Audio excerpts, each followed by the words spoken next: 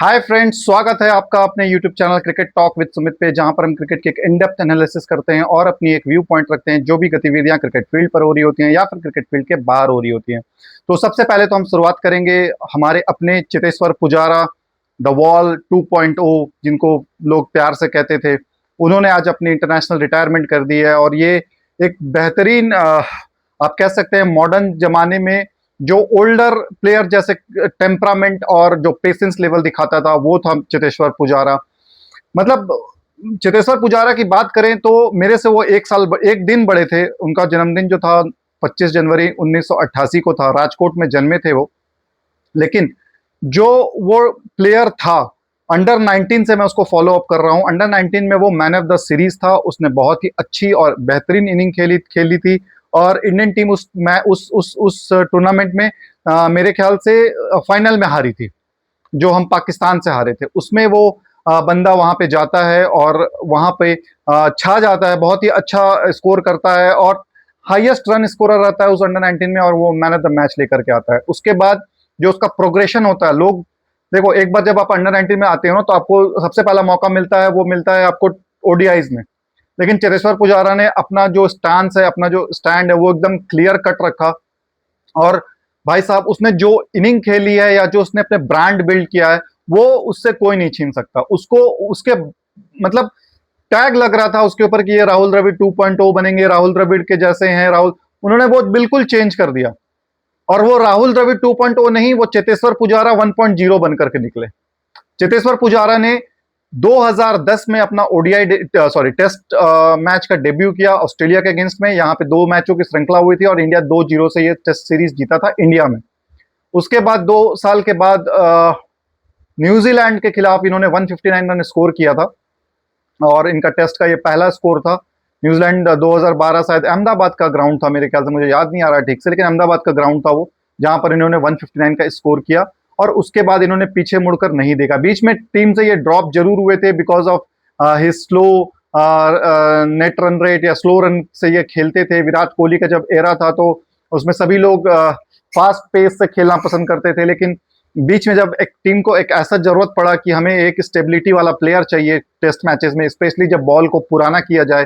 देखिए, जो आप पेस इनिंग खेलते हो ना, वो आपको इंडियन सब कॉन्टिनेंट में या फिर यहाँ पे काम आएगा, लेकिन जब आप बाहर ट्रैवल करते हो ना, स्पेशली जब इंडियन सब कॉन्टिनेंट के प्लेयर्स बाहर ट्रैवल करते हैं, तो वहां पर उनको उस तरीके का एक बैट्समैन चाहिए जो बॉल को पुराना करे, जो एक एंड से पारी को संभाल कर रखे। वहां पर चेतेश्वर पुजारा खरे उतरते हैं और इंडिया को 2019 2019-20 का जो बीजीटी होता है, उसमें वहां पे वो हाईएस्ट रन गेटर होते हैं। 521 रन समथिंग उन्होंने स्कोर किया होता है और वो भी 4 टेस्ट मैचेस में मैन ऑफ द सीरीज लेकर के जाते हैं। उसके बदौलत टीम इंडिया 2-1 से श्रृंखला वो जीतती है। और पुजारा के ने उस सीरीज में 1258 बॉल्स खेली थी, जो कि एक रिकॉर्ड है कि एक सीरीज में इतनी बॉल खेलना। वहां से पुजारा का जो बिल्डअप है, जो पुजारा का जो स्टेचर है, वो बहुत खत्म। जो रन्स है ना, वो पुजारा के मैटर नहीं करते हैं, बट जो उसने पेशेंस दिखाया है, जो बॉलर्स को थका थका करके परेशान किया है। मतलब पुजारा अगर खड़ा हो जाता था ना, मैं कुछ बातें आज बताना चाहता हूं कि आप पुजारा की बैटिंग ऑस्ट्रेलिया में आप देखोगे, जॉस हेजलवुड जैसा बॉलर परेशान, जो जॉस हेजलवुड अपने टप्पे को छोड़ता नहीं था, पुजारा के आने के बाद से वो भी परेशान हो जाता था कि इसको कहां डालूं मैं। एकदम डिविएट नहीं होना है, वो अपने लाइन लेंथ में खेल रहा है, वो अपने पोजीशन पे खेल रहा होता है। Josh Hazlewood, PAT Cummins, Mitchell Starc थक जाते हैं। वो जो उनकी एज है ना, वो 2-2 साल पूर्व पीछे की एज है पुजारा की वजह से, क्योंकि पुजारा ने उनकी इतनी बॉल इनको खेली है, इतनी बॉल इनको डिफेंस किया है कि वो लोग थक थक करके जो उनकी आज की जो एक्चुअल एज है उससे अब +2 इयर्स उनको कर दो, वरना वो 2 इयर्स यंगर होते और 2 इयर्स यंगर जैसे पेस और आज भी वो एजिलिटी शो कर रहे होते वो बॉलर्स। पुजारा का वो खौफ था। पुजारा ने इंडियन टीम को जो स्टेबिलिटी नंबर 3 पे दी है, आप रन उन्होंने कुछ तकरीबन 7,000 रन के आसपास बनाए हैं, लेकिन जो उन्होंने बॉलर्स को थकाया है, जो बॉलर्स को थका, उसके बाद वो नीचे आने वाले जो प्लेयर्स होते थे ना, वो कैपिटलाइज करते थे उनके थकावट के ऊपर, चाहे वो ऋषभ पंत हो, चाहे विराट कोहली हो, चाहे कोई भी प्लेयर हो नीचे जो खेल रहे होते हैं। अजिंक्य रहाणे हो, पुजारा का जो स्टेचर है, जो ऑरा था, वो एक डिफरेंट लेवल पे था। बॉस, मैं लिटरली दिल से उनको थैंक यू कहना चाहता हूं कि उन्होंने टीम इंडिया को, जब मतलब देखिए सचिन तेंदुलकर के रिप्लेसमेंट विराट कोहली को हम देखते थे, राहुल द्रविड़ का रिप्लेसमेंट हम चेतेश्वर पुजारा को देखते थे कि राहुल द्रविड़ जैसा स्टेबिलिटी, जो जब बैटिंग करने आए तो जिस टीम के लिए वो बैटिंग कर रहे हैं वो टीम भी एक स्टेबल फ्रेम ऑफ माइंड में रहती थी कि हाँ अब पुजारा है तो हमारा विकेट उस लेवल पे नहीं गिरेगा, उस कंसिस्टेंसी के साथ नहीं गिरेगा, कुछ रन पार्टनरशिप स्टिच होंगे, या ये एक इनसे पारी को संभाल के रखेगा। तो रिप्लेसमेंट हम जब ढूंढते चले गए, तब हमें द्रविड़ के जैसा जो रिप्लेसमेंट था वो पुजारा के रूप में मिला था। लास्ट 2-3 साल से वो इन एंड आउट हो रहे थे टीम के साथ, और विराट कोहली की भी कैप्टनसी चली गई, अजिंक्य रहाणे भी चले गए, चेतेश्वर पुजारा भी चले गए, रोहित शर्मा ने भी अब टेस्ट क्रिकेट से अलविदा कह दिया। लेकिन पुजारा का जो स्टेचर था वो काफी हद तक मैं विराट कोहली के स्टेचर के बराबर मानता हूं इन टेस्ट क्रिकेट, कि जो वो बंदा करके गुजर गया है ना, वो ड्रीम्स होता है लोगों का। 7,000 रन मजाक नहीं है, एवं 100 टेस्ट खेला है उन्होंने। बहुत कम प्लेयर थे इंडिया के लिए जो 100 टेस्ट खेल चुके हैं। सिडनी का वो जो हमने जहां पे ड्रॉ किया था बीजीटी में 2021 वाला, उसमें पुजारा का बहुत अहम रोल था। नो डाउट अश्विन और हनुमा विहारी ने भी आकर के वो हिट्स लिए थे शरीर के ऊपर, लेकिन पुजारा ने भी वहां पर खड़ा होकर के बहुत बड़ा साबित किया था। उसके बाद बीजीटी के जो लास्ट मैच था जो गाबा में था, जहां पर ऋषभ पंत और शुभमन गिल ने 90s में स्कोर किया था, वहां पर पुजारा का वो जो 50, 55, 60 रन थे वो भी बहुत क्रूशियल थे, क्योंकि ऑस्ट्रेलिया वो टेस्ट सीरीज जीत चुकी थी ऑलरेडी। बट वहां पर एक सीनियर प्लेयर का होना बहुत जरूरी था, जो इन यंगस्टर्स को बता सके कि चलना कैसे है और खेलना कैसे है। वो पुजारा का काम था। ये सब रन्स स्टैट्स में ये सब शो नहीं होंगे कि उसने क्या किया है, क्या करके गया है। रन्स और स्टैट्स सिर्फ स्टैटिस्टिशियन को अच्छा लगेगा, जो स्कोरर होता है उसको अच्छा लगेगा, लेकिन जो उसने करके गया है ना, जो उसकी पारियां देखा है, जो मैदान पर उसके जुझारूपन को देखा है, जो उस मैदान पर उसने गालियां खाई हैं। मैंने कितनी बार रोहित शर्मा से भी मुंह से उसने गाली सुनी, लेकिन उसने चिन पे लिया वो सब चीज, और अपने देश के लिए, अपने कंट्री के लिए उसने नाम भी हासिल किया, और चुपचाप से साइलेंट होकर के वो टेस्ट क्रिकेट को अलविदा करके चला गया। आज 2010 में मेरे सामने उसका डेब्यू हुआ था। मैं बैंगलोर में था उस समय, और ऑस्ट्रेलिया इंडिया आई हुई थी। 2 मैच का सीरीज था। 4th डे या 5th डे था। इंडिया को ताबड़तोड़ से रन बनाने थे, कुछ 250 रन के आसपास का कुछ टारगेट मिला था। वहां पर वो तेजी से 50-55 रन बना करके गया था पुजारा। मेरे को वेगली याद है, मैं अभी स्कोर कार्ड वगैरह ये सब नहीं देखा, लेकिन मेरे को वेगली याद है, मैंने तभी उसी समय भविष्यवाणी की थी कि ये प्लेयर आया है और दमदार आया। मैं उसको 2010 में उसने डेब्यू किया ना, मैं उसको 2007 या 5 वाला शायद 5 या 7 वाला उसने खेला था मेरे ख्याल से। 7 वाला या 6 वाला उसने अंडर 19 खेला था, जहां पर पीयूष चावला, रोहित शर्मा और आपके रविंदर जडेजा और चेतेश्वर पुजारा, ये लोग प्लेयर्स थे वहां पे। पुजारा बहुत ही सटीक प्लेयर था। अपने डेडिकेशंस, अपने जो उसूल होते हैं उसके प्लेयर्स के, उस पर वो कभी भी डिगमिगाता नहीं था। अपना 100% देना, ये कोई पुजारा से सीखे। बहुत सारे स्टोरीज हैं, बहुत सारे कहानियां हैं पुजारा के ऊपर लेकर के। मतलब जो बंदा 15 साल क्रिकेट खेला है, 2010 में उसका डेब्यू हुआ, 2015 तक, 2025 तक वो रहा है। कमेंट्री भी किया है उन्होंने। अभी बीच में माइकल वॉन ने दिया था कि इंडिया इंग्लैंड वाली सीरीज 3-1 से जीतेगा, तो उन्होंने कहा था कि आप लिख करके दें, साइन करा कर दें। उन्होंने लिख करके लिया ताकि वो बाद में उसको दिखा सकें, और वो सीरीज 2-2 से बराबर हुआ। पुजारा वहां पे भी थे। और पुजारा का जो डोमेस्टिक भी था ना, उसमें कुछ एक साथ 300 रन का स्कोर किया हुआ था उन्होंने। सेम जब वो काउंटी के लिए खेले तो वहां पे भी उन्होंने रन्स की अंबार लगाए हुए थे। तो आप उसको छोटा नाम मत जानिएगा। 7,000 रन जब रिकॉर्ड बुक्स लिखे जाएंगे ना, तो 7,000 रन उतना मैटर नहीं करता है, लेकिन जो 7,000 रन उस मोमेंट्स पे उन्होंने बनाए हैं, बॉल्स को हिट पे लिया है, मतलब एक सोल्जर की तरह गोलियों को अपने छाती पे लेके चला है वो। इससे ज़्यादा मैं उसके बारे में कुछ नहीं बोल सकता। उसकी 2021 की बीजीटी की जो 5th डे की जो इनिंग है, वो आप एक बार देखें। अगर आपको हाइलाइट्स पूरा मैच का देखने को मिलता है ना, उस मैच के हाइलाइट्स को एक-एक बॉल को आप देखेंगे, तो उसका जो तपस्या है ना, वो आपको दिखेगी कि उसने क्या तपस्या की है। मतलब बॉल्स हिल रहे हैं, ऊ-आ हो रहे हैं, कभी छाती पे लग रही है। अगर छाती पे इतनी बॉल्स लगी हैं, इतनी बॉल लगी हैं कि मेरे को लगता है उसका कहीं रिब्स ब्रेक ना हुआ हो। तो पुजारा उस स्टेचर का प्लेयर था। तो I would really want to say that thank you Cheteshwar Pujara for giving us so much memories down the line. और ऑस्ट्रेलिया में आपकी जो इनिंग्स होती थी वो बहुत ही लाजवाब होती थी। उसके बाद आपने इंडिया में भी बहुत अच्छी अच्छी इनिंग्स खेली हैं, इंडिया को जिताया है मैचेस। आपकी फील्डिंग भी अच्छी थी, अच्छी खासी थी। रनिंग बिटवीन द विकेट में आप थोड़े स्लो थे, लेकिन कोई मैटर नहीं करता। अगर आप स्कोर कर रहे हैं, फ्रीली स्कोर कर रहे हैं, बॉल अपोजिशन के बॉलर्स को थका रहे हैं, उससे बड़ी कोई बात नहीं हो सकती। स्पिनर्स के अगेंस्ट भी आप बहुत अच्छे थे, पेसर्स के अगेंस्ट भी बहुत अच्छे थे। आपका जो डिफेंस था वो बहुत ही लाजवाब, बहुत ही अव्वल दर्जे का हुआ करता था।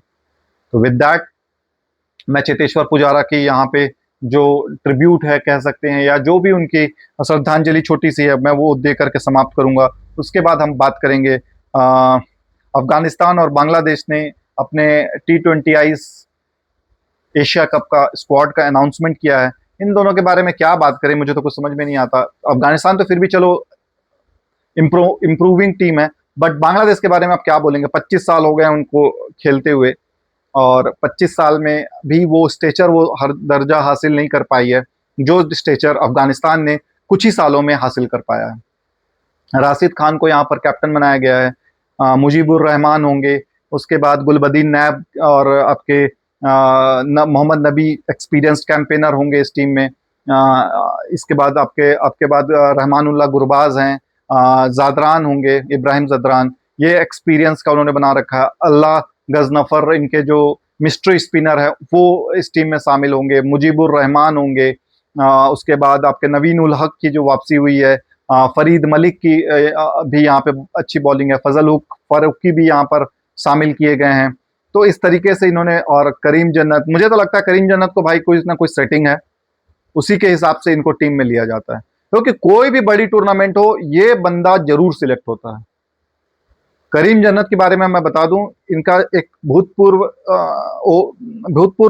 कैप्टन हुआ करते थे असगर अफगान या असगर स्टैनिकजाई, उन्हीं के ये भाई हैं करीम जन्नत। कुछ ना कुछ तो पॉलिटिकल लिंक्ड है, कुछ ना कुछ तालिबान वालों की तरफ से लिंक्ड है, जो उनको मौका मिल जाता है।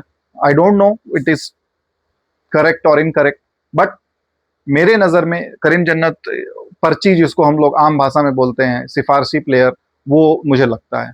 क्योंकि याद करें, अगर 2024 का जो T20I वर्ल्ड कप था, उसमें राशिद खान, जो बांग्लादेश के साथ अफगानिस्तान का मैच था, राशिद खान लास्ट बॉल पे डबल दौड़ना चाहते थे, लेकिन करीम जन्नत ने मना किया था, तो राशिद खान ने उनको बैट फेंक के मारा था। उस राशिद खान ने उनको दोबारा अगर टीम में सिलेक्शन कर किया है, तो फिर भाई साहब कुछ ना कुछ तो गड़बड़ है। इस पे मैं और कुछ नहीं बोलूंगा। ये टीम थी आपकी अफगानिस्तान की। बांग्लादेश की जो टीम है उसमें भी कुछ चेंजेस हुए हैं। साकिब उल हसन का नाम नहीं है इसमें। उसके बाद आपका, एक सेकंड मैं आपको देख लूं कि गड़बड़ ना हो जाए।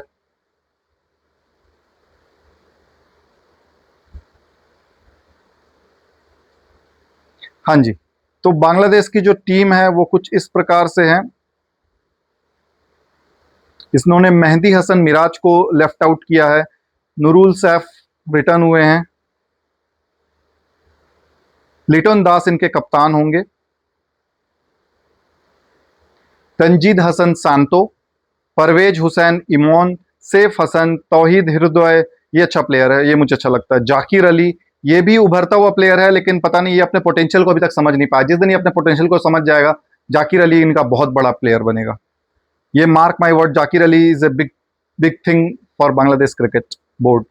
तो जाकिर अली है, समीम हुसैन है, नूरुल हसन है, मेहदी हसन है, रिसाद हुसैन, ये जो लेगी है ये भी बहुत ही सरप्राइज एलिमेंट है, और रिसाद हुसैन का बहुत बड़ा नाम बांग्लादेश क्रिकेट में चल रहा है कि ये भी एक आगे आने वाले समय में एक सुपरस्टार बनने का पूरा पूरा पोटेंशियल है इसके अंदर। और अगर रिशाद हुसैन अपने टैलेंट को जस्टिफाई करते हैं तो ये भी साकिब अल हसन या फिर इनका एक लेफ्ट आर्म स्पिनर होता था मोहम्मद रफीक, उस तरीके का प्लेयर ये निकल सकता है। अब्दुल रजाक इनका एक लेफ्ट आर्म स्पिनर होता था। मुस्तफिजुर रहमान है यहाँ पे, तंजीम हसन है, तस्किन अहमद है, शरीफुल इस्लाम है, मोहम्मद सैफुद्दीन है।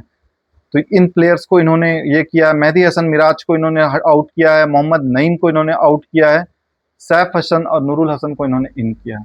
लिटन दास एक अच्छे चॉइस है। लिटन दास को भी अपनी प्रतिभा दिखानी पड़ेगी टीम में, उनको किस लिए लिया गया है, क्या उनका रोल है।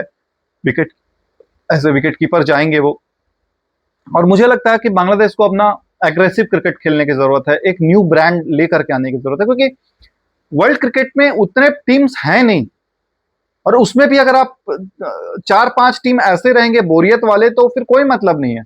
आप वेस्ट इंडीज की तरह हो जाइए, या तो छक्के चौके पे डील करेंगे, हमको सिंगल लेना नहीं आता है, तो भी आप लाइमलाइट में रहोगे, ये सोच के रहेंगे टीम की ये टीम कभी भी अपसेट कर सकती है।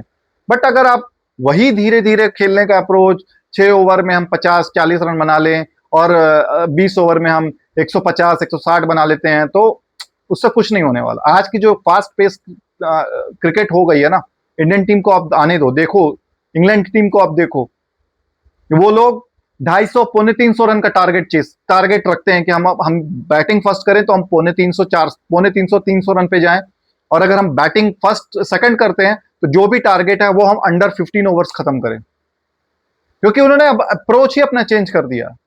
आपको भी उसी तरीके से आना पड़ेगा। लिटन कुमार दास भी उसी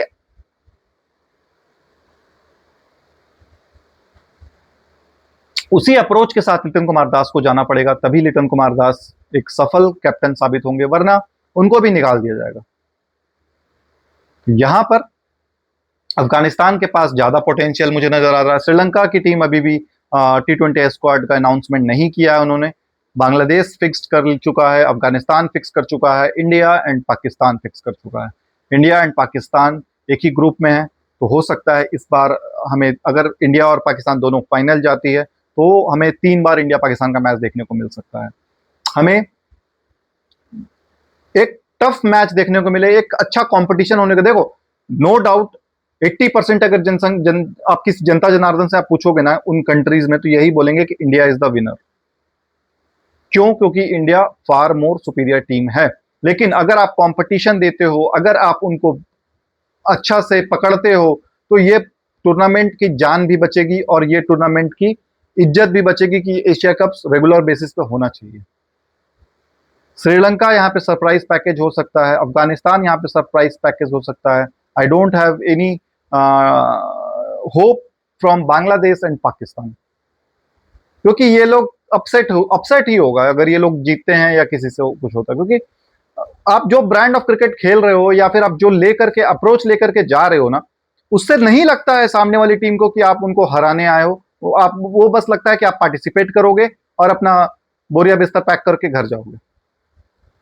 आप डराइए कम से कम, नाम तभी बनता है। वीरेंद्र सहवाग का एक स्टेटमेंट था, मुझे बहुत अच्छा लगा कि बॉस हमारे टीम में उस टाइम पे सचिन तेंदुलकर थे, वीवीएस लक्ष्मण थे, राहुल द्रविड़ थे, सौरव गांगुली थे। अगर मैं भी 150 बॉल पे, 170-80 बॉल पे 100 रन बना रहा होता, तो मेरे बारे में भी कोई चर्चा नहीं कर रहा होता। मुझे 100 बनाना था, 100 बॉल्स पे या फिर उससे कम बॉल्स पे, तब मेरे बारे में लोग चर्चा करेंगे, तब मेरे बारे में लोग डिस्कस करेंगे, तब मेरे बारे में लोग का राय बदलेगा। अगर मैं भी वही 100-100 रन बनाते जाता 200-200 बॉल खेल करके, तो मेरे बारे में कोई चर्चा नहीं हो रही होती। आपको अपनी पहचान खुद बनाना है, आपको अपनी पहचान खुद रखना है, तभी आप उस दर्जे के प्लेयर बनोगे। क्यों हम साकिब अल हसन, मुशफिकुर रहीम और आपके तमीम इकबाल, इन सबको क्यों रिमेंबर करते हैं? मोहम्मद रफीक, साकिब अल हसन, इन सबको क्यों? क्योंकि इन्होंने परफॉर्मेंस दिया हुआ है, डिलीवर किया हुआ, कुछ एक अलग लेवल का ये लोग लेकर के आए हैं मैदानी जंग में। आप वही डर डर के गेम खेलोगे कि हाँ 150-130 का स्ट्राइक रेट पे चल रहे हैं, कोई और आएगा तो नीचे तो मार देगा, ऐसा नहीं होगा। इसलिए आपको जितनी मौके मिले आप हिट करके खेलो, एग्रेसिव अप्रोच लेकर आओ। आप 50 रन पे ऑल आउट हो जाओ यार, शर्मिंदा हो आप कि मैं 50 रन पे हमारी टीम ऑल आउट हो गई, लेकिन अगले मैच में आप फिर जाओ और उसी अप्रोच के साथ जाओ। इंडियन टीम 36 रन पे ऑल आउट हुई, तो क्या हम डर करके खेलना चालू कर दिए? ऋषभ पंत डर के खेलना चालू किया उसी सीरीज में। वो तो सिडनी वाला टेस्ट मैच में वो जल्दी वो 90s पे कुछ आउट हो गया, वरना वो मैच भी वो जीतने के लिए जा रहा था। आउट होऊंगा लेकिन मैं मार के खेलूंगा और जीत अपनी टीम को जिताऊंगा।